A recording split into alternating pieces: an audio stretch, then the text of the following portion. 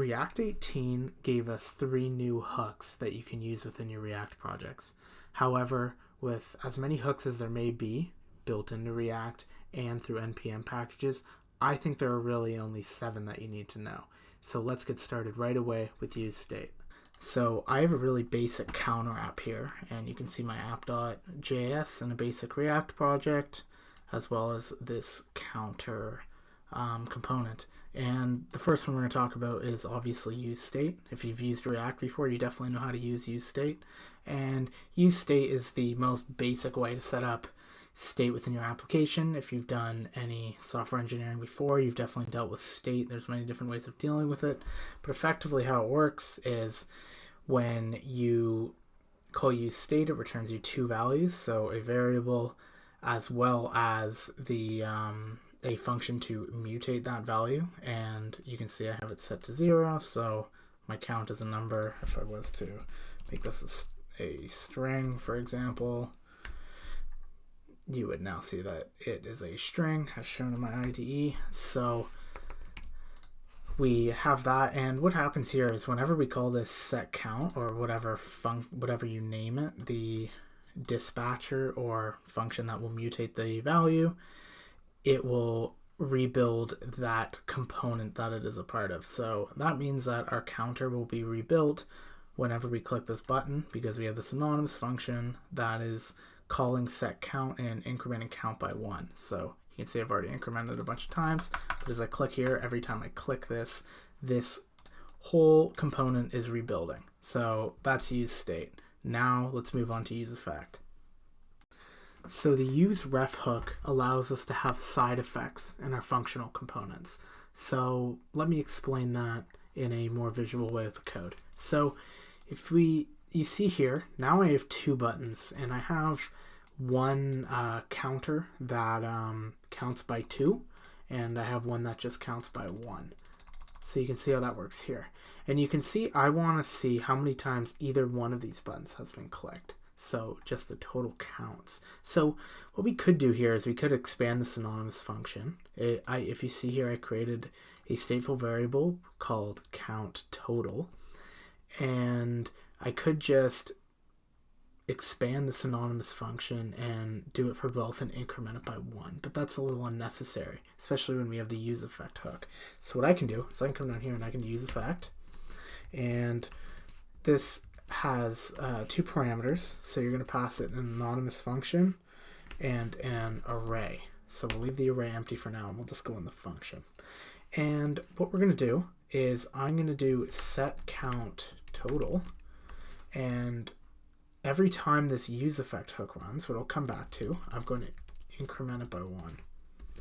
So just like that. So when I save that, you'll see that total counts increase by 1. So how useEffect works is useEffect has what we call the dependency array, and right now it's empty. What means if it's empty, it means that this function is going to run on mount. So that's right when all of this hits the DOM. So with this being empty though, it only runs once. So if I click either of these, you're going to see that it makes absolutely no difference. But what we can do is I can go in our dependency array and I can do count1. I can pass it a variable like that. So I'll save that, and you'll see that it's still at 1 because it ran initially. And when I do 1, you'll see that it rebuilds. So whenever any of the variables that you have in your dependency array are mutated, you will find that useEffect runs. So in that case, and then if I increment by 2, you see that total count stays the same. So for example's sake, let's do set count total like that, and we can now, if I refresh this, you'll see, oh, oops, my bad, I added the wrong value, count 2. So once I save that, start at 1 because it ran on the initial mount, and now when I click either one of these, you will see that this is incremented. But what if I don't want it to increment right out of the gate. You see it always starts at 1. Well, we could do something, I guess, like this, but that's a little bit messy in order to get the same functionality. So that's where refs come in. Okay, so let's talk about the useRef hook and refs. But first, jump over to your index.js file. It's the one of the base files in the template from Create React App, and delete these React strict mode tags. The reason being is they're helpful for development. However, they really do kind of tend to get in the way sometimes when you're doing stuff with useEffect hooks. And the reason is because they make the initial mount of the useEffect hook run twice, what in our case is going to be pretty annoying. So what we want to do now is we still have the same problem where if we're initializing it with 0, you can see that our total counts is starting at 1 because this useEffect hook is running on the initial mount. So what a ref is it's very similar to a stateful variable, as in it persists between renders. However, it also does not cause the page to reload. So if I change a variable in a useRef hook, it doesn't cause the page to re-render. So what we can do here is I can do useRef, and I'm going to go to that right here. I'm going to do const, and I'm going to call it mounted, because we were talking about how this useEffect hook runs when it initially mounts. So I'm going to use ref, and I'm going to say false. So that means we're basically storing a value of false in this mounted variable, and this will persist between renders, but if we change it, it will not re-render the entire component. And I'm going to go in here and I'm going to do if mounted. However, to reference the value in the variable of a ref, you need to do current. That is how you reference it. So the current value, if you look here, it'll show that it is of type Boolean, and that is because that is what I named it. So I'm going to go up here and I'm going to do that. I'm going to do if mounted, do that, and then I'll do else, and I'm going to do mounted.current equals true. So let's save that. So now you'll see that our total counts between either button starts at 0. Perfect, that's what we want. So now when I increment either one, you will see that we get the same effect. So we're setting our total in our useEffect, and we are incrementing that within this conditional of if it is mounted. However, there's something else that's kind of cool that we can do. We can, for example, what if we wanted to change total counts? Because this is pretty similar. It's not exactly the same, but it's pretty similar to how many times the page has been rendered. So what if I just delete this p tag at the bottom here? Save that. And I'm going to change this to render count. And then I'm going to get rid of all of this.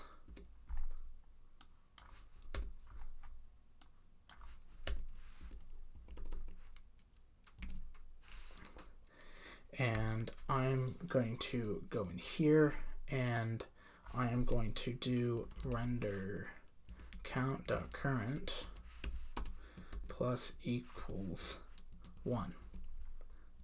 And I am now going to do a p tag, and I'm going to do render count. And I am now going to render count.current. So let's render that and let's see what we get. So you're going to see that we start at 1. Oops. I didn't change that. Let me refresh that. So we start at 1. And the reason being is that we start at 1 because in render count.current, I'm adding 1 on the first mount. Remember, we just removed that mount. And then it is building all of this. So if I save this, you can see that render count changes. And don't get confused about render count the value changing and that rebuilding the state. The reason that's happening is because at the same time we're setting the total count, so we're rebuilding already.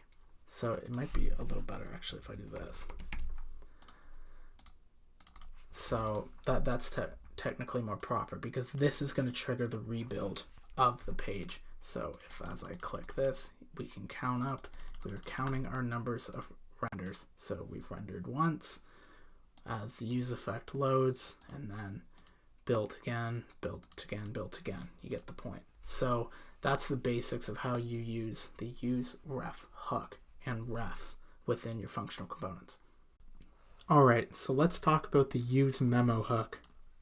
So you can see I have it imported here at the top as usual, and what we're doing here is we have two things going on in this application. So we have this number input field that is going to return the Fibonacci, the number in the Fibonacci sequence of whatever is in this field. And as this gets bigger, you're going to see that it starts to slow down. Yeah, right around here it starts to get kind of painfully slow. And if I click increment, so I have this counter here that has this set count value. If I click increment, you're going to see that it increments very slowly. If I click it a few times, you're going to see, yeah, it's kind of jumpy. It's eating up a lot of memory. Not good. And the reason is because every time we either increment, so we change our set count, or we change our number, we are recomputing this fibnum variable that I'm putting on screen right here. And the issue with that is as the number gets bigger, regardless of what we're doing, anything that causes this component to re-render is gonna make us have to compute this number again. So you could see how that could be a bit of a performance problem. But that's where the useMemo hook comes in. So what we can do with the useMemo hook is I can wrap this in useMemo, and what we can do is we can pass it a function, and I'm just gonna type this out all the way, and I'm gonna do return that, and then we can pass it a second value that is an array. And what this is going to do is this is going to allow us to control when we recompute this.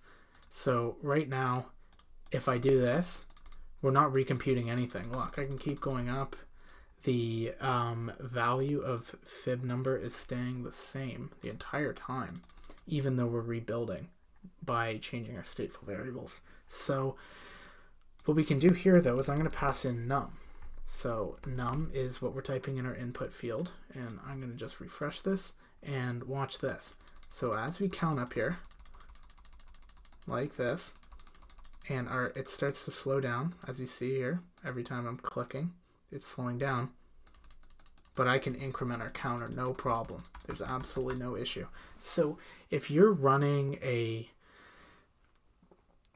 function that's kind of slow, maybe an API call, but you want to keep the result cached, you don't need to change it on every rebuild, then the useMemo hook will be quite helpful for you.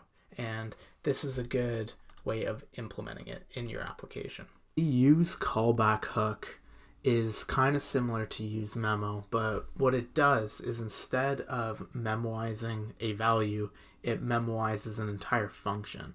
So let me go through this example and show you what I mean. So I have right here this parent component, and what this does is this component will increment the counter. It has this handle increment function that just sets the count to count plus 1, as well as we can control the theme. So I can do this, and you can see that we're changing from light to dark mode. So what we need to do is, in our child for this example, is we're going to have a useEffect hook, and I'm waiting on this onClick function, what is the same. It's this handle increment function is passed to the child, and I have a useEffect hook. So again, this useEffect hook is going to run on mount and whenever on click changes. So whenever this function changes. So right now, if I refresh this page, I'm going to bring over my developer tools here, and what you'll be able to see is that as I click increment in the parent, so that is this button right here, I am calling that function. You're going to see it calls the incrementing in the child. However, if I go to increment child, you'll see the same thing, but this is where things get weird. If you see I click change theme, you're going to see that it's incrementing. And the reason that is because right now this function is being rebuilt whenever we rebuild this component. So if you have something depending on it like this, you can see how this could be a performance problem. So it's really simple. What we need to do to fix this is all we have to do is go here and we have to do useCallback and wrap that like so, and then in here we're going to pass a value of count. So let me go over what this means. So I imported the useCallback hook, and what this is going to do is it's going to rebuild this function only when count changes, not on every time this function as a whole rebuilds. So if I go, I'll save this, I'll bring back over my little DevTools window, you'll see as I click increment in the parent, so calling the function, count changes, so this is going to rebuild. If I do child, you're going to see the same thing. Count changes, so we're going to rebuild. However, if I do change theme now, you're going to see that it's not called, and that's what we want. So what this allows us to do is it allows us to rebuild our function whenever this changes. So what you need to think is you want to use useMemo if you ever have a value that's hard to compute and you don't need it to change on every rebuild. With useCallback, for example, it's beneficial more for functions. So if you have a function that maybe, for example, has a bunch of API calls to a static URL and you only need it to change when maybe an input changes on your web page or something like that. Because if you don't do that, you're going to just keep making API calls over and over and over again. So useCallback is really important for performance as well as the useMemo hook. If you can learn these two hooks and learn to combine them, you will be a much better developer and your web vitals will be much better on your site. So let's talk about a bit of an easier hook to wrap your head around, and that is the useContext hook. You're going to notice I made some changes. I removed everything that has to do with theme, apart from the actual definition. And the reason is because what we're going to do is we're going to set up our theme in a different way so it's more globalized using context. So let's go over to our app.js here. And what I'm going to do to start is we're going to create something called our context. And this is effectively going to be like a global variable that we will give as a value to a provider so that all of your children variables will be able to see it, instead of doing what I've done in many projects, and I'm sure many others have done, what is prop drilling, what is where I would, if I want to pass something from app.js to the child component, I would pass it to the parent as a prop here, and then in the parent I would pass it as a child. And doing that recursively, you can end up making a ton of mistakes, a lot of extra bugs, and it's also just a bit messy. So what we're going to do is we're going to create our context to do this properly. So let's get started. So I'm going to export this, and I'm going to do export const, and I'm going to call it theme context. And I'm going to use the create context from the React package, as seen right here. And then in app, I'm going to do const, and I'll do theme, and I'll do set theme. And I'm going to do useState, And in useState, I'll pass it a string of light. And now I'm going to go below that, and I'm going to make a function called toggle theme. And what we're going to do here is I'll say if theme is equal to light, then set theme to dark, and then I'll just do else set theme light. So now we have that. And what we are now going to do is I'm going to put a button above here, above our app. Maybe in the case of your application, you might want to have like a hovering button in the bottom right or something to control your light and dark theme. But I'm just going to write global theme toggle like such. So now you can see here we have this. It doesn't do anything yet, but what we're going to make it do is on click and toggle theme like that. So now when we click this, we're toggling this variable. We're not having it do anything. So what we could do is we could pass theme as a child to the parent component, and then you might end up needing to pass that down to the child.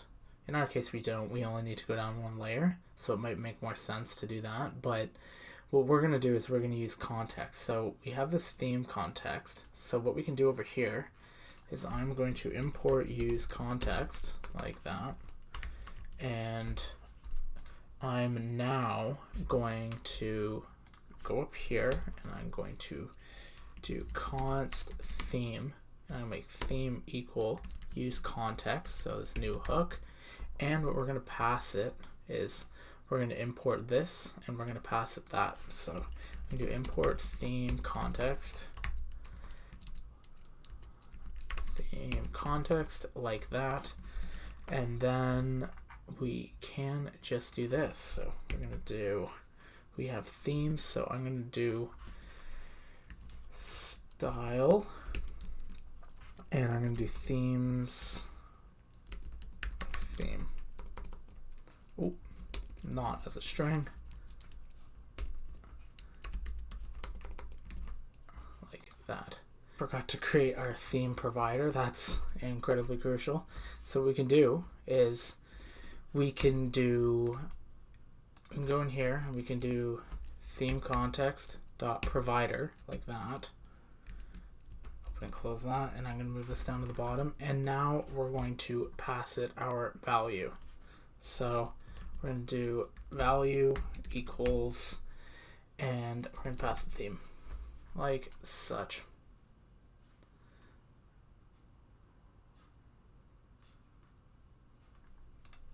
Oops, and E there. And now you will see when we click this global button, it will be passed down to our parent component. So for your context, you could use more than just a stateful variable. You could pass a entire object down the field or down the DOM, and I find it really helpful for things kind of like what we were just doing with dark and light theme, but it can also be used for things such as authentication. I find that really helpful. But now let's talk about something that's a little bit more towards state management. So let's talk about the useReducer hook. useReducer is really helpful for when your state of your application gets really complex and you start having useState hooks everywhere, and you start having a lot of bugs because you can't keep track of it all. What useReducer does is it allows you to use a reducer, what will make your state management very predictable, as well as it allows you to have it all centralized in a single state object instead of having a bunch of useState hooks and stateful variables all over your application. So I'll show you how it works. So we have this counter app that doesn't do anything right now, and we're going to make this work by using useReducer. So what I'm going to do in our app, because you can think about it this way, like our state is going to be global, so we'll declare our state variable in this file. So I'm going to do useReducer, and I'm going to go down here and I'm going to do const state. So this is kind of similar to useState when you decouple it with an array. And then I'm going to now I'm going to call this second bit dispatch. And this is the function that you're going to call whenever you want to mutate your state. And then from here I can just do useReducer, and our first argument is going to be our reducer. We don't have that yet, but we're going to call it reducer, and then our state. So I'm going to make it an object. You could make it an integer, a string, whatever you want, but usually you're going to have an object because you want to be able to manage multiple things with this one reducer. So what we'll do here is I'll call it count value, and I'll set it to 0, like that. Now let's build our reducer. So what we can do here is I'm going to do const reducer, and I'm going to make it an arrow function. And we're going to take in two parameters. We're going to take in our state. So we'll pass our state in, as well as an action, like that. And what I'm going to do is I'm going to do a switch case. I'll explain this all after, it'll make more sense. And I'm going to do it on action.type. And then I'll do case of, call the function increment, like that. And then below that, I'm going to do return. And in your reducer, how this effectively works is we're going to call this function whenever we use our dispatch event, and we're going to be looking for an action. So if we don't have an action defined that we're going to call, then we will be calling it, and it will return just the same state that we had before. So what we need to do here is we need to return our new state. So if somebody uses the action increment, we're going to do count value, and I'm going to do it equal to state.countValue plus 1, like that. Okay, and then let's go back to our counter, and I'm going to pass our state and our dispatch to the counter, like that. Perfect. So now in here I'm going to do state equals state and dispatch equals dispatch, just like that. And then in our counter I'm going to display state dot count value. I think that's what I called it. Yep, like that. So you're going to see it is then incremented to 0. So what we can do on our button now is, here's how we're going to call it. So what we're going to do is we're going to call our dispatch event, and we're going to give it an object that will be our action, and then we're going to give it a field of type, and we'll give it the string increment.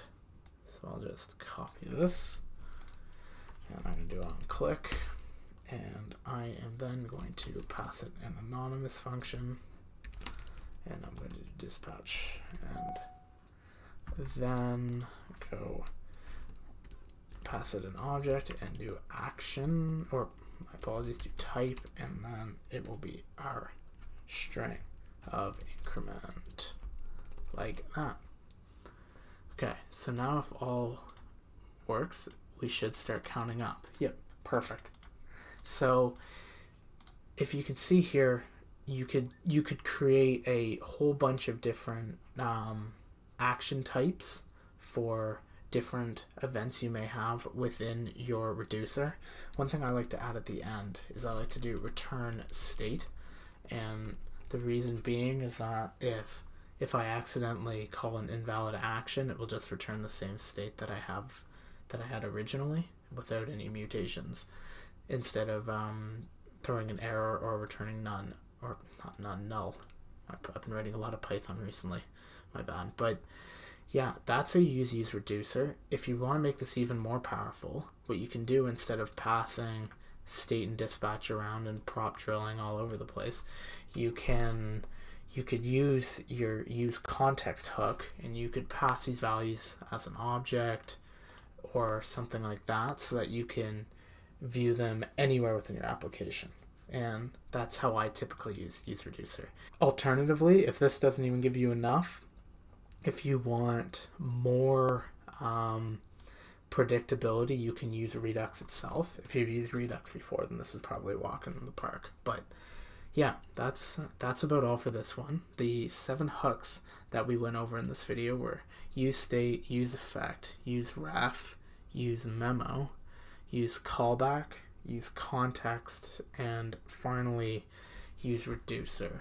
And these are really the main 7 hooks I use basically ever. There have been a lot of new ones that have shipped with React 18, but I personally don't really ever use them. There are other ways you can achieve the same thing. So yeah, if you know these, if you understood all of that, then you're in pretty good shape with your hooks. So yeah, I hope you found this video helpful, and thanks again.